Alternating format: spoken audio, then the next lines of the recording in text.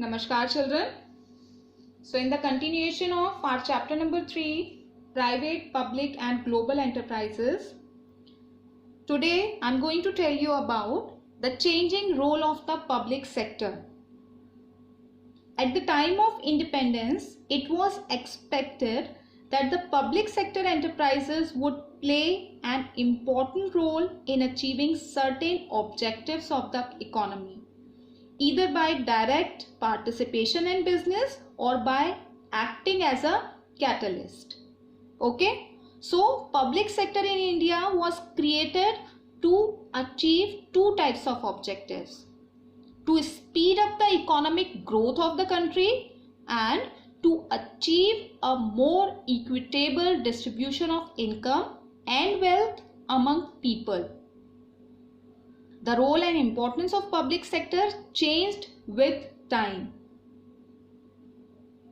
The public sector would build up infrastructure for other sectors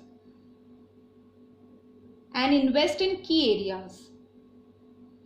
The private sector was unwilling to invest in projects which required heavy investment and had long gestation period.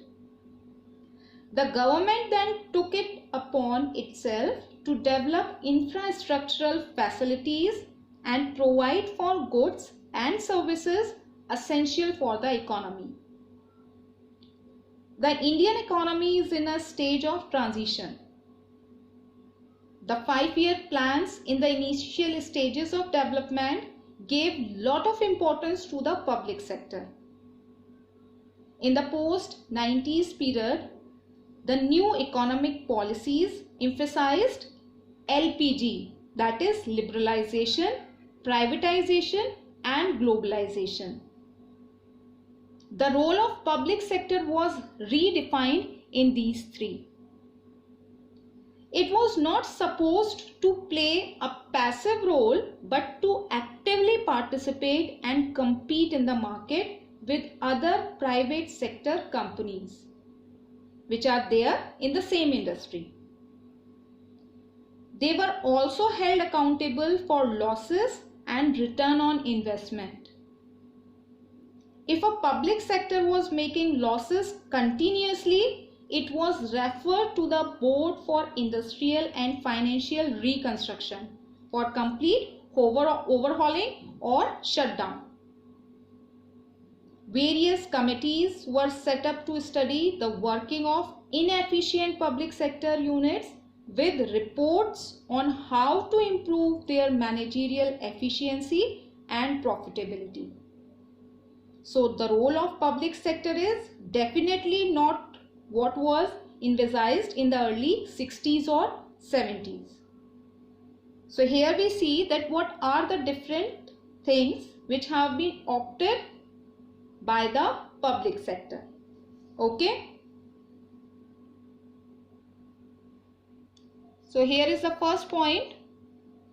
The first thing which has been done by the government is development of infrastructure. At the time of independence, India suffered from acute shortage of heavy industries such as engineering, iron and steel, oil refineries, heavy machinery, etc.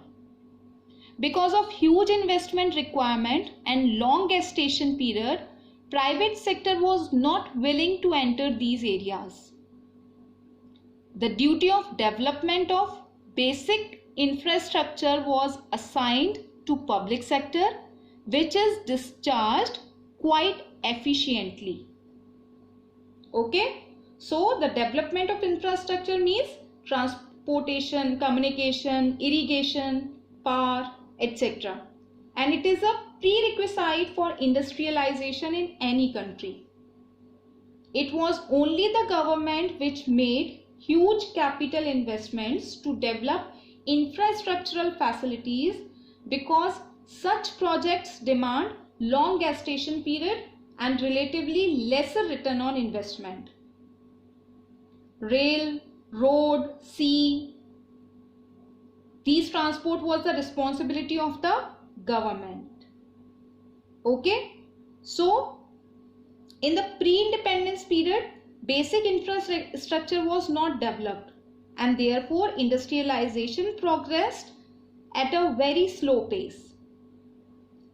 The process of industrialization cannot be sustained without adequate transportation and communication facilities, fuel and energy, and basic and heavy industries.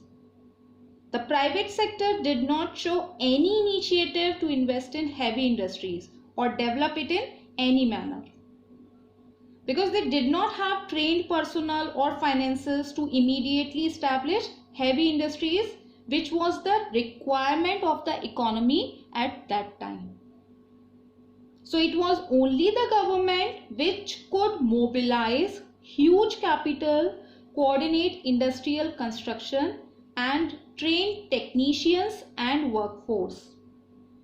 Rail, road, sea and air transport was the responsibility of the government, and their expansion has contributed to the pace of industrialization and ensured future economic growth.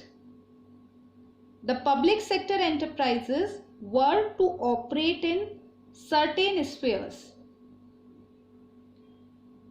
So those spheres are like give infrastructure to the core sector, which requires huge capital investment, complex and upgraded technology, big and effective organization structures like steel plants, power generation plants, civil aviations, railways, petroleum, trade trading. These give a lead in investment to the core sectors, where private sector enterprises are not functioning in the desired directions, like fertilizers, pharmaceuticals, petrochemicals, newsprint, medium and heavy engineering, and give directions to future investments like hotels, project management, consultancies, textiles, automobiles, etc. Okay, so the first thing, the first reason for giving the dominant role to public sector is the development of infrastructure. Okay.